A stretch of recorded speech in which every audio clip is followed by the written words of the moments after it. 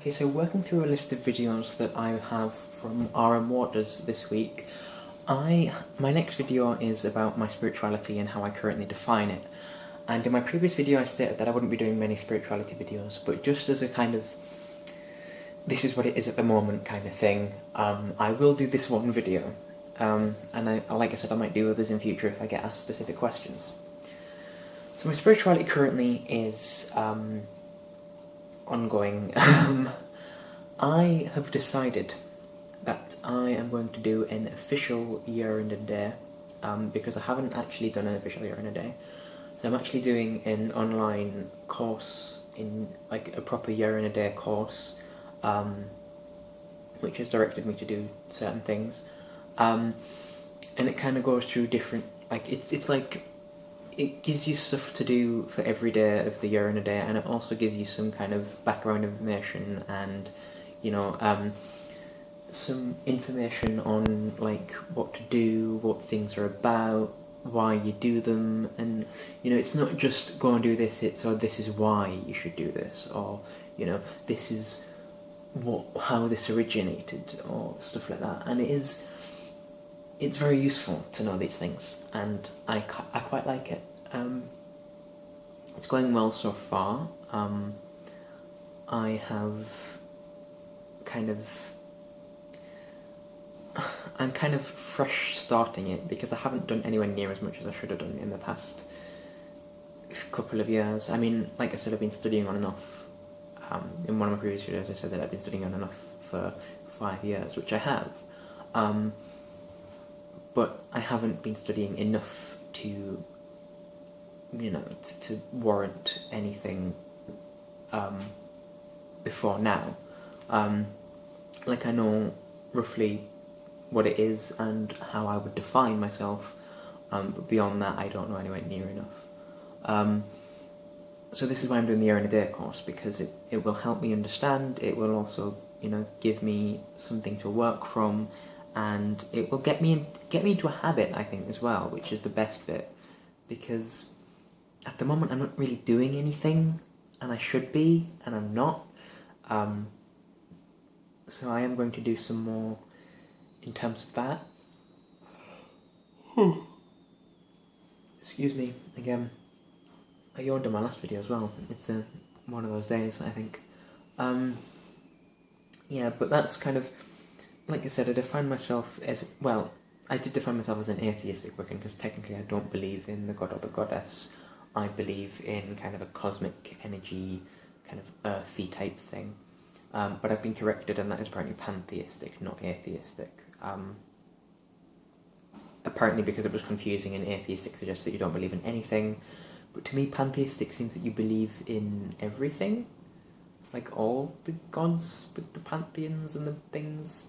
But anyway, yeah, technically I believe that the gods and goddesses are the manifestations of the energy of the universe, if you understand my meaning. Same with things like spirit guides and things like that. But I also believe that the Earth is a living thing, and although it is a big hunk of rock in the universe, it also has, you know, it needs to be cared for and nurtured, and, you know, we're not doing that at the moment, and we need to be better at that. So this is my video on my spirituality and how it's going. As I said, it's not really happening at the moment, but I will be taking much more seriously now than I was previously. I mean, I do have a lot of things, you know, I've been reading tarot cards for quite a while. I bought this recently as well, which is a pendulum. And now the way I understand this is, at least in my opinion, because I follow kind of psychology and science and stuff as well, is that this is more of a way to interact with, I mean, it's described as your higher self, your subconscious, your unconscious mind, whatever you want to call it. And basically you ask yourself yes and no questions, and it's the micro movements in your fingers. Like, you don't know you're moving your finger, but you are subconsciously, and through that you learn your answers, if you understand me. And apparently that's a widely accepted explanation for how pendulums work. And, you know, I agree with that. I think that is a very, you know, I like that explanation, basically. It's like science and spirituality combining together to form a proper explanation. And I love the fact that with paganism and Wicca, it does combine with science as well. It isn't just, oh, well, this is what we believe, even if science disproves it. It's like, oh, science has said this isn't real, well, maybe it's more like this. And they adapt their views, or at least I do, and a lot of people I know who are pagans also do. Not that science explains everything, and I will say that right now. Science doesn't explain emotion properly. It doesn't explain why we do what we do. It also doesn't, like, no one knows how gravity works. Like, we know that it's like a pull, but we don't know why that pull is there. You know, there are things that science hasn't explained yet, or will not ever explain, and I feel like... Excuse me again. I feel that the day science explains everything will be the day life becomes boring, because we can't imagine anything anymore. It's all... you know, there is no science fiction in that reality. There is no fantasy. It's all just, this is black and white, this is what is real, this is what isn't. And... I mean, it won't help at all to have science explaining everything. I feel like science should explain certain things, like we should want to seek knowledge, but at the same time we should be able to, we should be able to have an imagination within that. We should be able to think outside the box a little bit and maybe incorporate belief systems into that. I think that if science explained everything, we'd all be packed in boxes of thought, just like, oh, this is what's real, this is what isn't. We can't combine the two.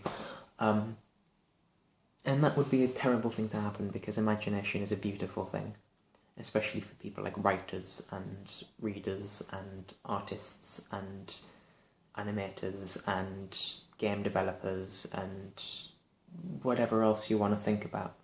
You know, script writers, movie makers, whatever. You know?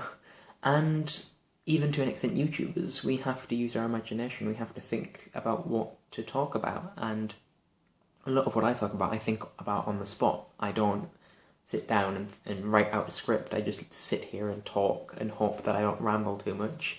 And you may notice that in some of the videos when I take a second to think about what I'm saying next. But I do this because it's fun, and I hope you enjoy watching it. And yeah, and I went completely off topic there, talking about rambling. But yeah, my spirituality is going quite well now, because I'm on a track now. I'm on a path to follow until the end, and then I get to choose my own path and branch out and study what I want to study and look into what I want to look into. And you know, I may come across gods, goddesses that I resonate with, but mainly as images, mainly as, you know, as totems, if you will, as to the masculine and feminine side of this cosmic energy, which I believe can come in many different forms. I believe it can be gentle, and, you know, and you can manipulate it and things, and it kind of like a, you know, I don't know, you can work with it, and then I believe it can come in a very powerful raw form, and, you know, cut through things, and that tends to be karma and chaos theory and things like that. You know, that is the raw form, where it's just like, it doesn't care, it just reacts.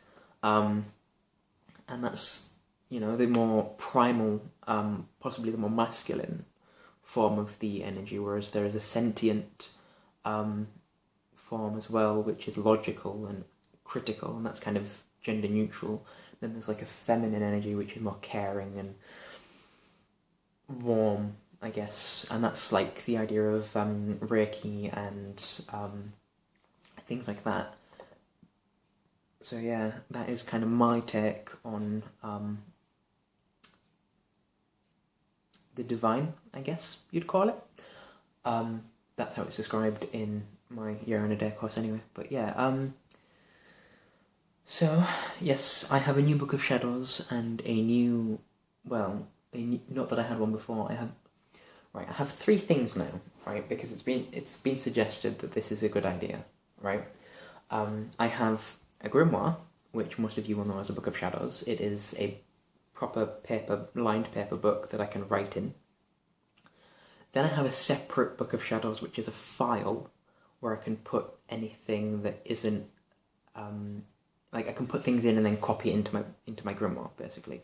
I can put things in and then look into them, like things I'm not so sure about, things I just want to try out, things that are, like I'm in the process of studying, or just random things as well. So that's more like a file to put things, like print things out, put things in kind of thing. And then I also have a Book of Mirrors, which is more like a journal, and I can kind of keep it. It's like a dream journal, and you know how things are going day to day, and things like that. So yeah, those are the three things I have now. None of them have anything in them at the moment because I'm starting completely afresh. But I will be starting those probably today or tomorrow, possibly, because it's getting quite late today. Yeah, it's like 4 o'clock already. But yeah, I think I'll move on to my next video now.